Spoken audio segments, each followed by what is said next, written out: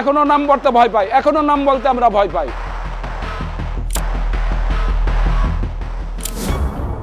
রাজধানীর অদূরের জনপদ রূপগঞ্জ উপশহরকে ঘিরে অবস্থিত হওয়ায় অর্ধ শতাধিক আবাসন প্রকল্প, রূপগঞ্জের জলাশয়, সরকারি খালবিল ও সাধারণ বাসিন্দাদের ফসলি জমি দখল করে রেখেছে।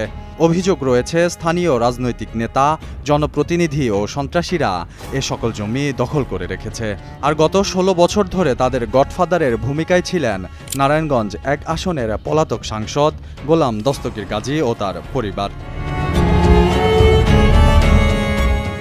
সাবেক সাংসদ গোলাম দস্তগীর গাজী যেখানেই গাজী গ্রুপের সাইনবোর্ড লাগিয়েছেন সেই জমি দখল করেছেন।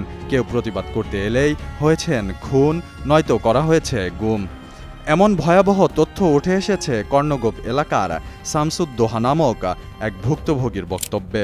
খাদুনের একজনকে সে গুম করে খুন করছে, রাতের আধারে খুন করছে। পত্র একলা সব ১ বিঘা ২ বিঘা জমি কিনা উনি সাইনবোর্ড লাগায় রাখছে যে গাজী গ্রুপ, জনসাধারণের প্রবেশ নিষিদ্ধ। আমরা প্রাণের ভয়ে, জানের ভয়ে আমরা কিছু বলতে পারিনি। যদি কিছু বলি তবে আমাদের হামলা মামলা অত্যাচার করে আমাদের দাবি রাখা হয়েছে। গাজীর বদনজরের শিকার হয়েছেন ৬৪ বছর বয়সী শামসুদ্দোহা ভূঁইয়া। তাদের পরিবারের অনেকের জমিই চলে গিয়েছে গাজীর পেটে। গোলাম গাজী দস্তগীর আমার বড় ভাইয়ের এবং আমার বড় ভাইয়ের মেয়ের জামাই, এদের ৮-৯ বিঘা জমি অন্যায়ভাবে জোর জবরদখল করে রাখছে এতদিন। অসহায় এই বৃদ্ধ প্রশাসনের প্রতিটি স্তরে গিয়েও ফিরে এসেছেন বরাবরের মতো শূন্য হাতেই। জমি উদ্ধারে কেউই তার পাশে দাঁড়ায়নি। গাজী তার ক্ষমতার সর্বোচ্চ অপব্যবহার করে সবাইকে চুপ করে রেখেছেন। আমরা প্রশাসনের কাছে অভিযোগ দিছি, এগুলি সবাই এগুলি জানে, কিন্তু আমরা প্রতিকার পাই নাই। আক্ষেপে সুর ভুক্তভোগীর কণ্ঠে। যেখানে প্রাণনাশের ভয় সেখানে আর জমির মূল্য কি? এখনো নাম বলতে ভয় পাই, এখনো নাম বলতে আমরা ভয় পাই। আমরা কোনো জানের ভয়ে আমরা কোনো প্রতিবাদ করতে চাই না। শুধু রূপগঞ্জ উপজেলা বা তার আশেপাশের বাসিন্দাদের জমি দখল করেই থেমে যাননি গোলাম দস্তগীর গাজী ও তার পেটোয়া বাহিনী।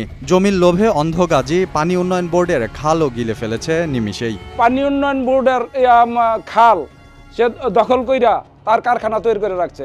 ভুক্তভোগীর বক্তব্যে জানা যায়, জমি দখল আর চাঁদাবাজির পাশাপাশি গাজীপুত্র গাজী গোলাম মর্তুজা ওরফে পাপ্পা গাজী পুরো রূপগঞ্জ এলাকায় মাদকের সাম্রাজ্য গড়ে তুলেছিলেন। এইখানে মাদক, তার ছেলে মাদকের সাম্রাজ্য গড়ে তুলছে। সাম্প্রতিক সময়ে গণ অভ্যুত্থানে আওয়ামী লীগ সরকারের পতনের পর নির্যাতিত এসব মানুষ গাজী নামের এমন দানবের হাত থেকে অবশেষে রেহাই পেয়েছে। দখল হারানো জমিগুলো ফিরে পেয়ে স্বাভাবিক জীবনে ফেরাই এখন নতুন বাংলাদেশের কাছে তাদের প্রত্যাশা। এখন আমাদের দাবি হইল, আমাদের এই জমি জমা যেগুলা দখল করে রাখছে এগুলা আমরা উদ্ধার চাই। মাহদি হাসান, নারায়ণগঞ্জ, ঢাকা।